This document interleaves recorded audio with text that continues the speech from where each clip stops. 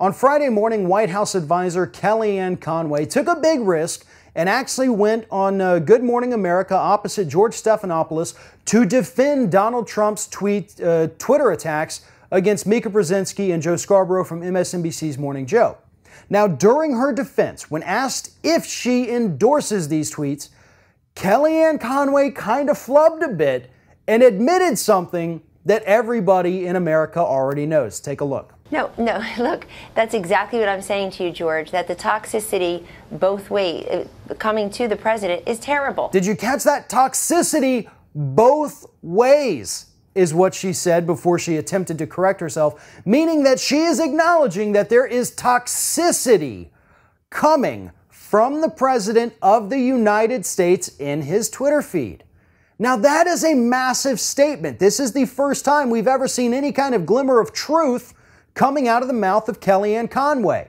And it's the first time we've seen anybody within the Trump administration, even if accidental, admit that the president's dialogue, his Twitter feed, his interactions with other human beings is toxic.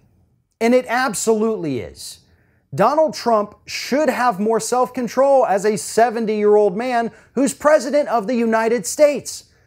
His toxicity is what's poisoning public discourse in this country. Yeah, there's a divide among Democrats and Republicans and liberals and progressives and conservatives and libertarians, but we expect more out of our leaders, okay? We do not expect our president to go out there and speak like someone in a YouTube comment section, okay?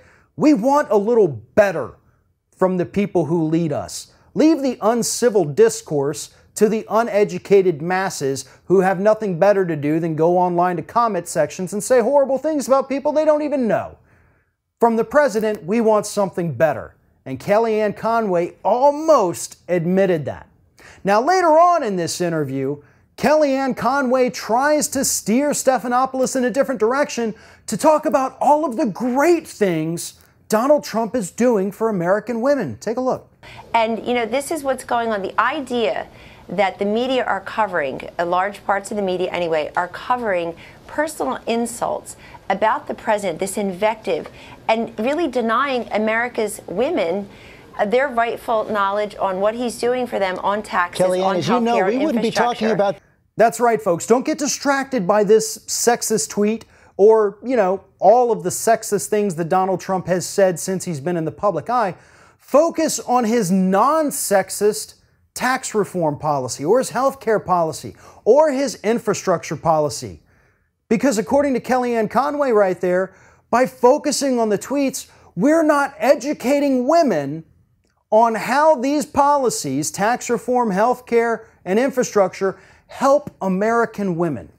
Well, let me go ahead and educate you on how these policies help American women.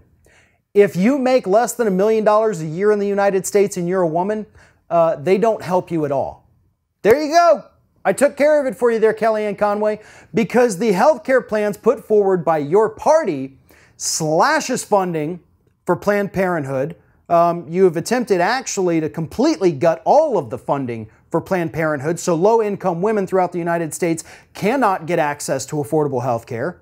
By cutting Medicaid, you're kicking millions of women off of health insurance who need it. You're kicking their children off. You're kicking young girls off. You're allowing corporations to come in and by repealing the Clean Water Rule and poison rivers, lakes, and streams and drinking water aquifers. That's going to hurt women too, not just men. You want to do away with paid maternity leave in your health care bill. You want to make ever having a child or ever being pregnant a pre-existing condition. As for the tax reform, again, if you're a woman and you make over $1 million, I guess it helps you because you save money on taxes. Other than that, you know, probably 99.9% of women in this country will see absolutely no benefit from it. And from infrastructure, that's not really an issue that helps men or women more or less. It's kind of a thing that, you know, you fix roads and bridges, that helps everybody. So I don't understand your point here, but I do know that you're obviously trying to distract people to go back towards policies that are really going to hurt people. Which maybe that's your point overall. Maybe you want people to focus on what the House and Senate Republicans are doing instead of focusing on the, as you call it, toxicity coming out of Donald Trump's Twitter feed. If you like this video, make sure that you like, comment, and share, and most importantly, subscribe to our YouTube channel. And if you want to help support Ring of Fire, go to patreon.com/TheRingOfFire, become a monthly patron to help support independent progressive media.